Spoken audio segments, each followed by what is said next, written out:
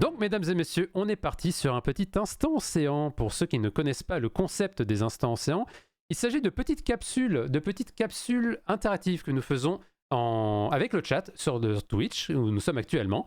Et ce sont des capsules de science sur demande. Donc, vous n'avez qu'à utiliser vos points de chaîne pour justement déclencher ces petits moments de science sur demande.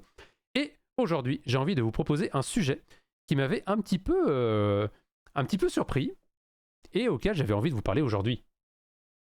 Allez voir les couleurs, ça ressemble tellement à Faut toucher de l'herbe. Bah oui, clairement. Mais on dit, allez voir les couleurs parce qu'au Canada, les arbres deviennent tout rouges, orange et jaune avec l'automne. C'est magnifique. Donc c'est la saison des couleurs. Bref, je vous présente l'éléphant de mer. J'avais envie de parler éléphant de mer aujourd'hui. Vous allez comprendre pourquoi. Oui, quand on aura les ordinateurs quantiques. Après, est-ce qu'on aura les ordinateurs quantiques? Peut-être ben que oui, peut-être ben que non. Ah, c'est toi qui sais, Chazo. Hein, c'est toi qui sais. Tu es... l'insider, bien sûr. Donc, je suis tombé sur cet article dans Le Monde, toujours. Hein, Le Monde est une source d'inspiration pour mes petites capsules d'instant océan, finalement. Et j'avais envie de vous parler de ça. Donc, l'éléphant de mer, intermittent du sommeil. Voilà. Intermittent de sommeil parce que on va parler justement rythme biologique et comportement chez l'éléphant de mer. Alors, déjà le chapeau, pour commencer. Les chercheurs américains ont constaté que pendant les 7 mois que le pinnipède passe en mer, il ne dort au total que 2 heures par nuit. Il rejoint ainsi l'éléphant d'Afrique à la première place du palmarès des plus petits dormeurs. Aïe aïe aïe aïe aïe. Donc on a envie de parler un petit peu de ça. Mais d'abord, on vient de dire le mot pinnipède. Mais qu'est-ce que c'est? Et d'ailleurs, l'éléphant de mer, qu'est-ce que c'est? Eh bien, dans cet article, on va parler d'une espèce d'éléphant de mer en particulier, qui est l'éléphant de mer du Nord. Virunga angustirostris. Angustirostris, tout à fait. Cette espèce de grosse bestiole là, vous voyez? Vous vous en souvenez, vous les connaissez les éléphants de mer. Eh bien voilà, on va parler de ces grosses bestioles. Donc l'éléphant de mer, Virunga angustirostris, est l'une des 2 espèces d'éléphants de mer du genre Virunga, l'autre étant l'éléphant de mer austral. Lui, c'est lui. Ah aïe aïe aïe. Je suis outsider depuis janvier, mais je travaille à repasser à la fenêtre. Comment ça? C'est pas hyper dangereux? C'est pas que c'est forcément très dangereux. Bah, en fait, c'est surtout que c'est un énorme animal, un énorme mammifère. Donc c'est sûr que si tu viens l'embêter, il peut venir t'embêter. Mais c'est pas dangereux pour l'homme en particulier. À date, je pense pas avoir de cas justement où il y a une attaque d'éléphant de mer, il me semble. En tout cas. Donc, c'est un grand phoque. Donc, un phoque, ce sont justement ces jolies petites bestioles qui font partie de la famille des phocidae. Les phocidae. Et les phocidae sont des pinnipèdes, c'est-à-dire des espèces qui ont des mammifères marins, en fait, des mammifères marins qui sont de la famille des phoques, des éléphants de mer, des lions de mer, aussi des... Merde, j'ai mangé le mot. Attendez, je vais vous montrer ça. Pinnipède. Voilà, c'est un ordre, un macro-ordre. Semi-aquatique, oparte en forme de nageoire. C'est ça. En fait, il me semble qu'en latin, quand on dit pini, c'est donc pède, c'est les pieds, évidemment. Donc pied en forme de pini. Et pini, il me semble que c'est en forme de palme. Donc, pinnipède. Mammifère marin semi-aquatique en patte en forme de nageoire qui fréquentent pour la plupart les mers froides. Ce sont en général des mammifères carnivores. Oula. Des mammifères carnivores caniformes, donc sous forme un petit peu de chien. Voilà, des canidés. Mais ce ne sont pas des canidés, attention. Voilà, donc il y a le morse, les lions de mer, otaries, phoques et éléphants de mer. Donc les pinnipèdes. Morse, tout à fait. Effectivement, il y a le morse qui est dedans, mais ça, ce ne sont pas des morses. Parce qu'ils n'ont pas justement de défense en avant. Donc, c'est un grand phoque qui tient son nom de sa taille imposante et surtout de la trompe ou le proboscis, qu'on appelle. Proboscis qui est espèce de gros truc, vous voyez là? Attendez, est-ce que ça marche si je fais ça? Non, je vais me faire foutre. Ce gros truc là, vous voyez? Cette espèce de gros... Ouh, la qualité de l'image est bien. C'est le nez, finalement, une espèce de nez qui n'est pas un nez, mais une excroissance de peau qui s'appelle le proboscis. Proboscis qui est un mot qui est souvent utilisé pour désigner justement comment je pourrais appeler ça? Pas des appendices, mais des excroissances au niveau de la tête. Pareil pour les annélides, les vers. On peut trouver ce genre de mot-là. Donc, surtout de la trompe, le proposis, qui se développe chez les mâles et qui leur sert à amplifier les rugissements et éructations qu'ils émettent lors des compétitions entre rivaux. Donc le dimorphisme sexuel est important. Les mâles, dont la longueur peut atteindre 5 mètres, sont bien plus gros que les femelles, dont la taille moyenne est de 3 mètres. Vous voyez, effectivement, à droite, on voit un mâle, et à gauche, on voit une femelle. Ils sont cute. Ils sont cute, ces deux-là. Cette différence marquée est en relation avec un système de reproduction très polygame, où un mâle dominant peut contrôler et féconder plus de 50 femelles en une saison. Et le poids d'un mâle peut dépasser 3 tonnes. Eh ben, mon cochon, c'est quand même du gros bonhomme. Donc, toute une description, évidemment, c'est quand même des animaux qui sont quand même très gros, mine de rien, avec beaucoup de masse, et qui sont assez imposants, mais qui vivent avec une cohérence sociale entre eux. Ça marche en harem? Bah, du coup, oui. Du coup, oui, c'est ce qu'on appelle ça une relation, une reproduction polygame, avec justement une structure sociale de harem où on aurait un mâle dominant et des mâles qui seraient pas dominants, justement, qui seraient chassés par les mâles, justement, pour garder leur harem. Instant moto. Aïe, aïe, aïe, aïe, aïe. Ah, c'est vraiment chiant, ta moto. Je comprends, parce que j'avais ça à Montréal aussi, et c'est horrible le bruit d'une moto qui passe dans la rue comme ça. Horrible. Donc, cet éléphant de mer, donc un pinnipède, qui se trouve surtout sur la côte ouest des États-Unis et du Canada. Donc vous voyez quand même une distribution qui est tout le long là, de la côte, avec en particulier sur la partie violette les colonies, donc les zones de reproduction. Donc c'est ici où ils vont se poser, et le bleu sont des individus qui peuvent se déplacer justement dans la population. Et ce qui est bien, c'est que l'Union internationale pour la conservation de la nature a classé cette espèce en préoccupation mineure. Donc ça veut dire que pour l'instant, en tout cas, les populations ne diminuent pas et on est plutôt correct. Donc c'est bien, mais ça ne veut pas dire qu'il ne faut pas s'en occuper. Très important. C'est une espèce qui a été décrite en 1866 par Gill, Theodore Nicholas Gill, qui était un zoologiste américain. Voilà. Pour le Smithsonian, bien sûr. Donc, évidemment, pas de surprise ici. Je rappelle évidemment que ici, on est sur Wikipédia, donc toutes les informations ne sont pas à gober d'un coup comme ça, directement dans la tête. Il faut aller regarder les sources. Mais là, jusqu'à date, voilà, en plus, cet article ne cite pas suffisamment ses sources. Donc faites bien attention quand vous êtes sur Wikipédia, il faut prendre ça avec des pincettes. Donc si vous voulez aller plus dans le détail, je vous encourage à aller voir les sources et surtout aller voir un petit peu ce qui s'y passe. Parce qu'effectivement, sur cet article-là, on n'a pas vraiment de référence scientifique, je dirais, à part une ici qui est sur qui est sur quelque chose de très local. Donc je vais aller voir en anglais s'il y a plus de choses. Non, PS5 reste là. Attendez. Voilà. English. Voilà, donc là apparemment c'est un petit peu plus... Ouais, vous voyez par exemple sa zone de répartition ici, et ici en rouge c'est vraiment les colonies où il va y avoir de la reproduction, donc on avait vu tout à l'heure avec les mâles dominants et les femelles en harem. Alors, donc ils migrent en fonction des saisons ou juste les individus isolés ne se reproduisent pas. C'est une bonne question. Je pense que ce qu'ils veulent dire avec cette carte-là, c'est qu'on peut retrouver des éléphants de mer dans cette région en général, donc que ce soit des mâles isolés, que ce soit des individus qui sont là pour aller chasser, pour aller, en fait, tout simplement pour vivre leur vie, mais que ces zones-là sont les zones où ils vont se reproduire en priorité. Donc en général, dans les autres zones, il n'y a pas de reproduction, parce que de toute façon, la reproduction est faite sur la plage. Donc c'est ici qu'ils se retrouvent. Mettons que vous avez des individus partout, ils vont se retrouver ici pour aller justement se reproduire. Voilà. Évidemment, vous allez voir que dans l'article, ils indiquent que effectivement, on va retrouver la reproduction sur les plages parce que c'est là où la mise à bas est faite justement avec avec ce petit bébou qui est tout mignon là. Son petit veau. Ils sont cute. C'est vrai que cette tête un peu cadiforme les rend très cute. Mais à mon avis, il faut pas trop aller les embêter quand même. Si on se trouvait devant un énorme mâle qui vient comme ça et qui te fait 3 tonnes devant toi, ouais, je serais moyennement chaud en vrai. Regardez ça. Mais oui, en fond, ils sont trop cute.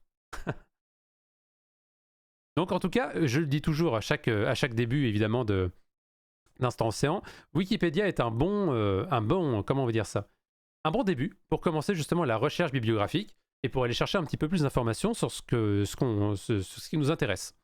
Donc, les éléphants de mer, effectivement, on commence à avoir quelques infos, que ce sont des pinnipèdes, qu'ils ont justement une structure sociale particulière et que ce sont effectivement des mammifères. Donc on va aller voir ça. Il y a toute une famille qui est là. Là, on a un gros mâle, très gros mâle. On a une femelle ici et on a un petit veau ici qui est en mode mais genre chill dude. Oh, une espèce de petite boule de gras. Et là, c'est une grosse boule de gras. Bruh. Ils sont adorables. Ils sont adorables, mais à mon avis, entre eux, ça doit pas être le fun parce que j'ai souvenir d'un épisode de Futurama où il parlait un petit peu justement de ça. Il y a des combats entre mâles qui sont assez intenses, je pense. Forcément, puisqu'il y a une question de dominance. Le mâle qui est dominant gagne le droit de se reproduire avec les femelles, donc forcément, ça tape. Aussi connu sous le nom de « c'est un caillou le machin, là ou pas ?» Ah, le caillou il a bougé. Et après, t'entends un FF. Ah, mais donc du coup, qu'est-ce qui nous intéresse? Intermittent du sommeil. Je ne sais pas si vous savez déjà que les mammifères marins sont des espèces qui vivent majoritairement dans l'eau, évidemment. Mais il y a des phénomènes de sommeil, évidemment, parce que comme nous, il y a besoin de sommeil. En fait, le sommeil est un comportement qui a été favorisé par l'évolution et qui permet justement de régénérer les cellules, de régénérer aussi plein de choses dans le cerveau pour faire en sorte que on puisse survivre justement à un comportement qui demande beaucoup d'énergie, au fait aussi qu'on consomme énormément d'énergie, nous, avec l'intelligence qu'on a développée dans notre cerveau. Bref, le sommeil est exceptionnellement nécessaire pour les mammifères de façon générale. Et les mammifères marins ne dérogent pas les règles. Très souvent, c'est un caillou. Dans tous les cas, ne shootez pas dans les cailloux, c'est dangereux, ça peut faire du mal. Oui, et je rajouterai en plus que si vous allez sur la plage et que vous retournez des cailloux, s'il vous plaît, remettez les cailloux dans la position où ils étaient au début. Parce que si vous les mettez de l'autre côté, toutes les espèces qui vivaient sous le caillou et qui étaient à l'abri de la sécheresse vont mourir. Donc c'est pas bien. Donc remettez les cailloux comme vous les avez trouvés, s'il vous plaît. Merci. Donc, on a envie de parler un petit peu du sommeil. Mais évidemment, pourquoi intermittent? C'est là la question. Parce qu'on sait que les mammifères marins ont besoin d'oxygène, ce qui veut dire que s'ils nagent, ils peuvent pas respirer. Et c'est embêtant. Du coup, beaucoup de phoques, beaucoup de morses, en fait, la majorité des mammifères marins ont justement ce qu'on appelle un sommeil hémisphérique. C'est-à-dire qu'ils ne sont jamais vraiment en sommeil total, comme nous on peut l'être, mais il y a en général un côté de leur cerveau, une hémisphère de leur cerveau qui est active et l'autre qui est moins active, et après, et vice-versa. Donc, en gros, elles sont toujours plus ou moins actives, c'est juste qu'à des moments, une partie de leur cerveau est moins active que l'autre pour se reposer et faire une sorte de sommeil, justement, hémisphérique. Sauf que là, ce n'est pas de ça dont on parle. Et on va en parler justement. Donc, à terre, pendant la période de reproduction, l'éléphant de mer dort 10 heures par jour. C'est la grasse mat. Regardez ça comme ils sont trop mignons. Adorables. Le reste du temps, en mer, ils se contentent de 2 heures quotidiennes de sommeil. Si on pouvait envoyer un mémo au sommeil. Toi, t'as du mal à dormir en ce moment, mon cher? Aïe, aïe, aïe, aïe, aïe, je comprends. Mais pourquoi donc les a-t-on nommés éléphants de mer? Parce que le nom scientifique de Mirunga ne plaisait pas à Darwin? Parce qu'avec un poids de quelques 2 tonnes, le mâle écrase et de loin tous les autres pinnipèdes? Parce que les dominants développent un nez en forme de trompe? Depuis vendredi 21 avril, et un article publié dans la revue Science, une nouvelle réponse vient enrichir le catalogue. Parce que, avec 2 heures de sommeil par nuit, pendant les 7 mois qu'il passe en mer, donc c'est-à-dire hors des zones, les colonies de reproduction dont on parlait tout à l'heure, pour aller se nourrir, l'éléphant de mer du Nord, Mirunga angustirostris, rejoint l'éléphant d'Afrique à la première place du palmarès des plus petits dormeurs. Le sommeil de Dalantier est entendu l'accueil. J'aime bien. Oui, alors si on pouvait aider Dalantir avec un petit coup de marteau sur la tête pour lui donner le sommeil. Merci à tous dans le chat. Merci beaucoup. Ce résultat, l'équipe de l'Université de Californie à Santa Cruz, UCSC, le doigt au développement d'un capteur révolutionnaire. Inventé par Alexei Vysotsky, de l'université de Zurich, en Suisse, pour enregistrer les ondes cérébrales des oiseaux. Il a été adapté à l'univers marin par Jessica Kendall-Barr. Grâce à un bonnet en néoprène et des détecteurs en or, la chercheuse de l'UCSC est parvenue à suivre le sommeil de 13 individus, 5 au laboratoire et 8 en milieu naturel, dans la réserve d'Año Nuevo, en Californie. Pas sûr de la méthode? Bah, c'est à toi de nous dire, Dalentir. Est-ce que ça va mieux du coup? Ah, quand tu seras réveillé du coup. Les résultats l'ont stupéfié. Alors que, pendant les 5 mois de la période de reproduction qu'il passe à terre, l'animal dort 10 heures par jour, sa durée de sommeil quotidien plonge à 2 heures le reste de l'année dans l'eau. Et encore, il les atteint à coups de petites siestes d'environ 10 minutes lors de ses plongées d'une demi-heure au fond de l'océan, précise Jessica Kendall-Barr. Car c'est dans les grands fonds, jusqu'à 2000 mètres de profondeur, que l'animal trouve nourriture et sécurité. A l'inverse, les quelques 10 minutes qu'il passe en surface entre deux plongées le placent à la merci des orques et des requins blancs, qui sont ses prédateurs. Alors, je ferme ma relou. Est-ce que c'est obligé de la page blanche? Ah, mais oui, c'est vrai. Attends. Ah. Ah! C'est mieux? C'est mieux pour moi. C'est vrai. Merci, Yubel. J'avais oublié ça.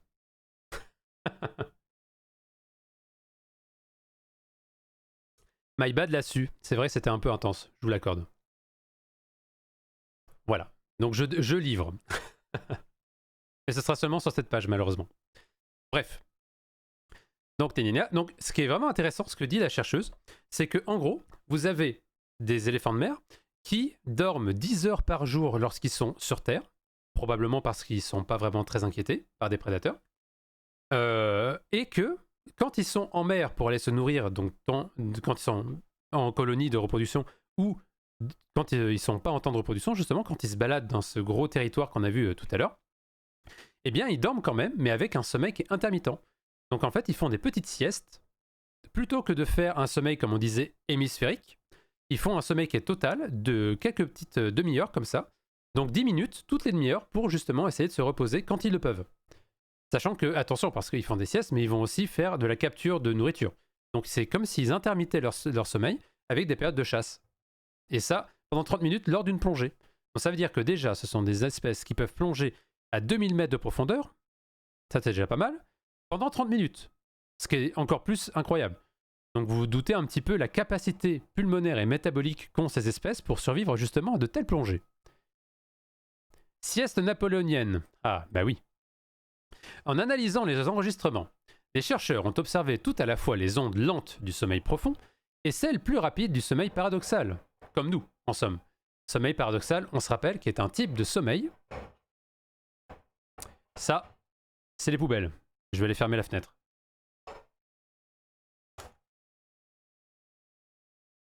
Police. Voilà, ça va aller mieux.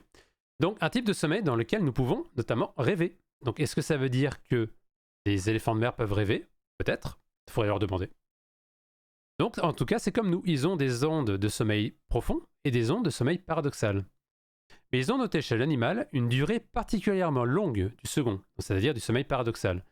Jusqu'à 25% du total du sommeil, contre moins de 10% chez la plupart des espèces. Donc c'est quand même assez majeur. J'ai entendu, ouais, mais en fait, si, même moi j'ai entendu sur mon retour parce que mon micro est. Il est hyper sensible en ce moment. Oh, bébou, il est hyper sensible. Bref, donc surtout, grâce à la mesure concomitante des mouvements de l'animal, également réalisée par les capteurs, ils ont pu suivre le comportement physique des animaux dans ces deux états. En sommeil profond, le pinnipède cesse de nager et évolue en position normale, le ventre vers le bas, selon une trajectoire oblique descendante, peu ou prou rectiligne. Donc plus ou moins, finalement, comme ça. Quelque chose qui est descendant et assez droit. Mais lorsqu'il bascule en sommeil paradoxal, il perd le contrôle de son corps, se retourne ventre en l'air et plonge en spirale vers le fond.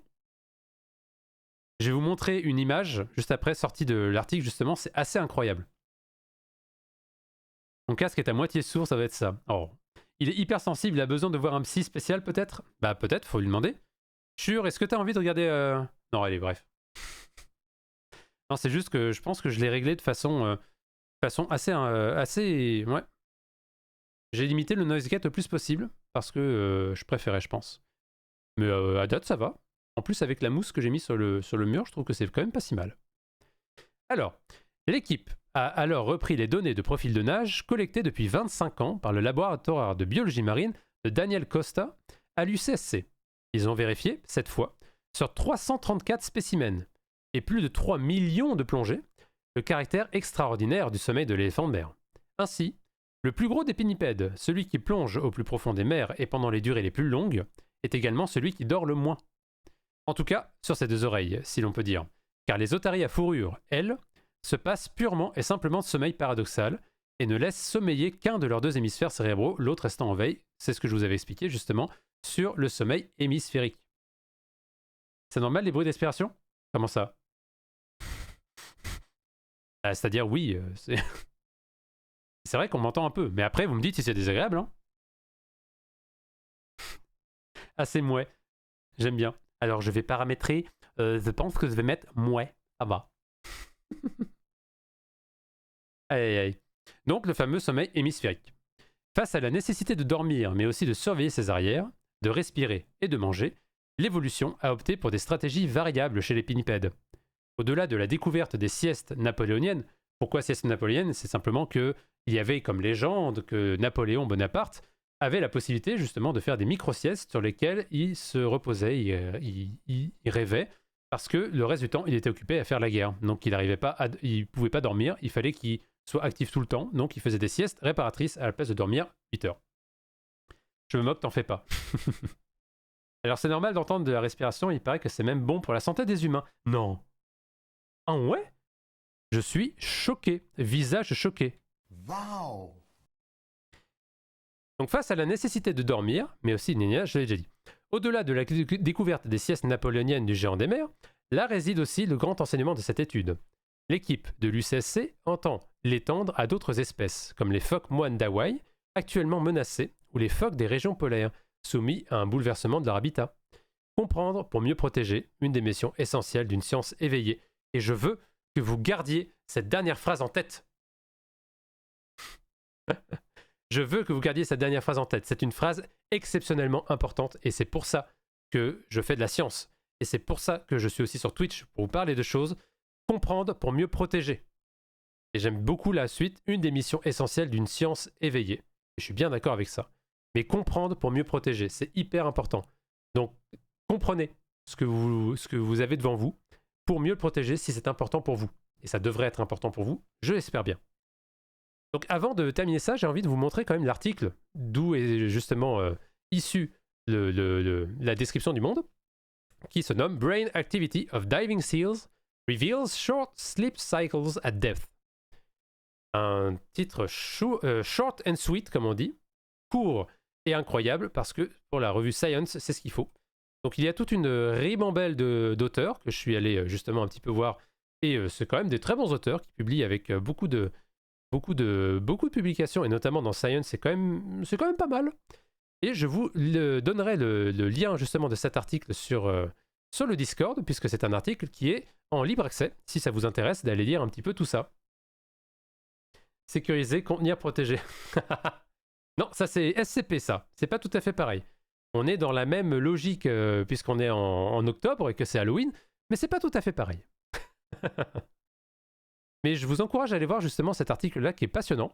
Et notamment, j'avais envie de vous montrer ces deux petites images. Il y en a une ici et une en bas, qui est justement le condensé des résultats majeurs de cet article. Donc en gros, ce qu'ont montré les chercheurs, c'est, vous voyez ici un article avec différents paramètres physiologiques de l'espèce. Je peux pas enlever ça? Si, oh ouais, trop bien. Vous voyez différents paramètres biologiques des individus qu'ils ont étudiés, justement, que ce soit sur la vitesse de nage, stroke rate de nos espèces, le rythme cardiaque, l'électroencéphalogramme droit et gauche, la fréquence de l'encéphalogramme, je pense, pitch, roll and heading, ça ce sont des différents paramètres comment t'appelles ça? C'est des angles, en fait c'est des angles pour savoir justement pitch, roll et heading, pour savoir justement dans quelle direction ils passent d'un point de vue 3D. Donc comment est-ce qu'ils ont fait ça? Et bien ça, c'est un truc que je trouve très joli. Regardez ça. Ils ont mis sur les éléphants de mer un petit bonnet, un peu comme un petit bonnet de piscine, avec des électrodes d'électrocardiogramme, qu'ils ont mis justement dans le dos, avec ici un petit data logger. Donc évidemment, tout ça a été fait en lien avec l'éthique nécessaire pour travailler avec les mammifères marins.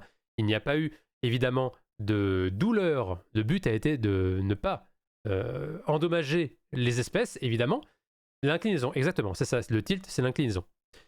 Donc inclinaison, direction et tournoiement, je dirais. Donc en gros, ils ont mis un petit casque comme ça de plongée avec des électrodes un peu partout, donc sur la tête pour suivre évidemment les ondes cérébrales, mais aussi sur le dos et sur les côtés pour suivre aussi le rythme cardiaque et notamment la position dans l'espace. Donc tout ça avec un petit logger, un enregistreur sur le dos, tout ça évidemment collé tout simplement sur la peau de l'espèce avec une colle qui n'est ni incapacitante et qui peut être retirée facilement. Donc une fois que l'expérience est terminée, ils enlèvent cet attirail et il n'y a plus de problème et non pas mal. Ne vous inquiétez pas là-dessus. Ce sont des choses qui sont assez communes en biologie marine. Donc en gros, si vous voyez, ce qui est vraiment intéressant, c'est que dans tous ces paramètres-là, ils se sont intéressés à savoir est-ce qu'il y avait des corrélations qu'ils pouvaient faire avec un type justement de sommeil.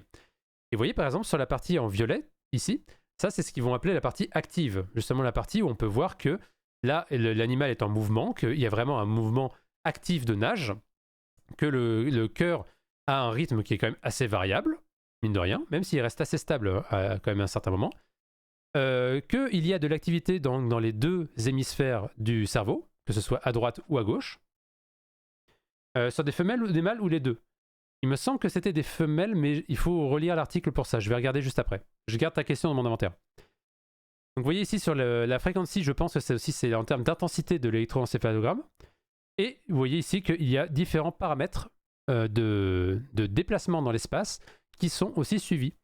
Et ce qui est vraiment rigolo, c'est que vous voyez ici qu'il y a donc la partie active ici et plusieurs phases de sommeil. Et le REM, c'est ce qu'on appelle le Rapid Eye Movement, donc c'est aussi un symptôme du sommeil paradoxal. Et on voit qu'ils ont pu corréler justement ces activités-là avec une baisse donc de l'activité dans les deux hémisphères du cerveau. Et vous voyez ici qu'il y a aussi un déplacement dans l'espace assez particulier. Vous voyez ici. Donc ce qui fait que s'ils mettent tout ça ensemble pour essayer de visualiser ça avec les capteurs de position 3D, eh bien, vous voyez que typiquement, pendant à peu près une demi-heure, donc là c'est une plongée de 23 minutes, mais en général, il va y avoir donc un petit déplacement comme ça, wake, où il est éveillé, il descend, tout simplement. Là, il se quiet walking, c'est-à-dire qu'il est plus ou moins éveillé, mais il commence un petit peu à dormir. Et là, c'est là où on peut considérer qu'il a commencé à dormir, où il se laisse justement glisser, avec ce qu'on disait, le dos vers le haut. Donc il se laisse glisser en descendant tranquillement. Puis à un moment, quand le sommeil paradoxal arrive, il se met sur le ventre, il perd le contrôle de sa nage et il fait des rotations comme ça pour aller en profondeur. Et à un moment, il se réveille ici et il revient justement vers l'espace pour aller respirer, vers la surface pour aller respirer. Donc ça, c'est vraiment comment dorment des éléphants de mer, c'est-à-dire que ils vont aller faire leur chasse, ils vont aller faire leur vie dans les milieux et à un moment, ils vont se dire tiens, je vais faire une petite sieste. Donc plutôt que d'aller nager pour manger, pour aller chercher de nourriture, eh bien, ils vont se faire une petite sieste, finalement, une sieste active, où ils vont justement plonger en profondeur pour se mettre à l'abri de leurs prédateurs. Et là, ils vont se laisser drifter complètement comme ça, et ils vont avoir le sommeil le plus réparateur possible. Et ça, ils vont le faire à répétition, pour qu'au total, ils aient à peu près 2 heures de sommeil par jour. C'est quand même assez incroyable. Et moi, il y a une autre figure que j'aime bien aussi, s'il te plaît, retour dans... Voilà. Il y a une autre figure que j'aime bien. D'abord, est-ce que c'était des femelles? Alors, S1 and table, deep behavior in free moving female juvenile seals. Donc c'était des femelles, effectivement. 13 femelles, effectivement. 13 femelles qui ont été analysées, on va dire, qui ont été sujettes. Il y en a eu 5 qui ont été dans des laboratoires contrôle et 8 qui ont été observées dans la nature, in the wild. Donc c'était effectivement des femelles. Donc à voir, est-ce que c'est la même chose pour les mâles? Je ne suis pas au courant, mais en tout cas. Je garde la question dans mon inventaire, cette phrase de gamer, mais je suis un gamer, c'est normal. Hein. Donc voilà, pourquoi une des interprétations des chercheurs par rapport à ça, par rapport à ce ce comportement, finalement, c'est que les... Oui, je sais, j'arrive les petits potes, j'arrive. Ok, attendez, j'arrive. Ouais, je lirai ça après. Donc, en fait, ils interprètent cela comme le fait que quand ils sont dans le milieu marin, les éléphants de mer ont des prédateurs, comme beaucoup d'autres espèces évidemment, qui sont les orques, majoritairement les orques, mais pas que bien sûr, mais majoritairement les orques, les épaulards. Donc pour leur échapper, ils vont aller plonger en profondeur là où les épaulards ne peuvent pas plonger, tout simplement, ils n'ont pas la capacité pulmonaire nécessaire pour pouvoir aller plonger aussi bas. Donc une interprétation et une figure que j'aime bien aussi, c'est celle-là où ils ont fait une infographie qui présentait justement différents paramètres, différents comportements.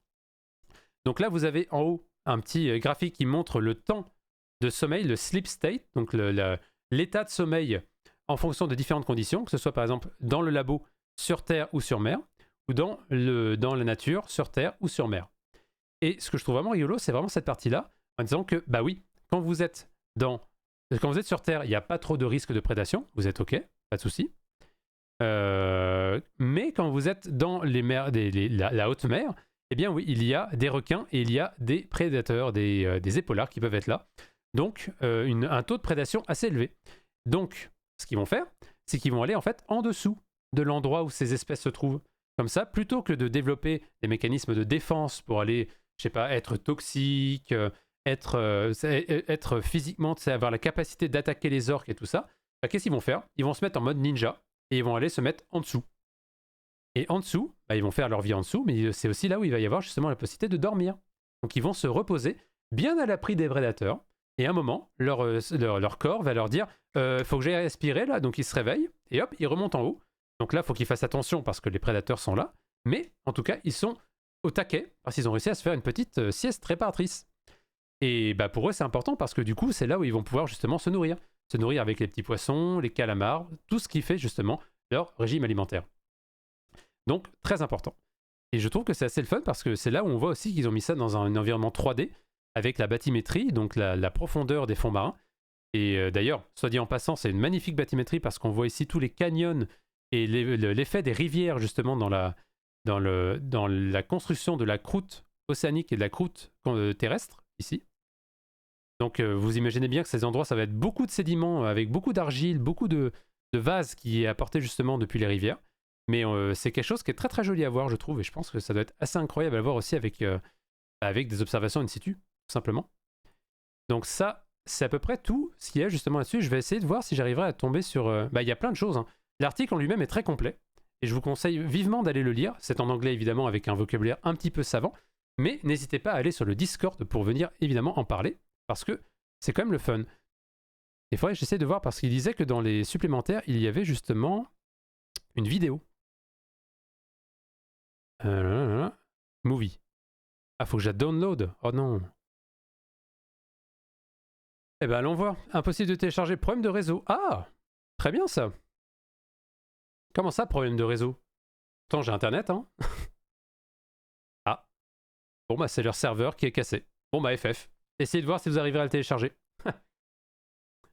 Ah oui, c'est peut-être parce que les mâles étant beaucoup plus gros, la prédation n'est sans doute pas la même. C'est possible. C'est possible. Les épaulards sont l'autre nom des léopards de mer. Non, les épaulards, ce sont vraiment les orques. Et les léopards de mer, oui, ça c'est plus dangereux. C'est un peu plus violent que les phoques et tout ça. Effectivement. Mais bon, les orques, c'est dangereux aussi. Alors, c'est très très dangereux aussi. Les orques, on parle des orques aussi. Évidemment, j'en profite aussi pour dire de ça, c'est que mettre des orques dans des parcs sous-marins pour le spectacle, non. Non, on n'a pas besoin. Laissez-les dans la nature, ces pauvres bêtes. Mais ce sont quand même des mammifères marins qui sont carnivores. Donc il va y avoir un gros comportement de chasse chez les épaulards. C'est pour ça qu'on les voit comme beaucoup de prédateurs pour beaucoup d'espèces, notamment les phoques. Donc, avec ce bel article, ben, je trouve qu'on a pu en découvrir un peu plus sur des comportements de mammifères marins. Voilà, donc les éléphants de mer.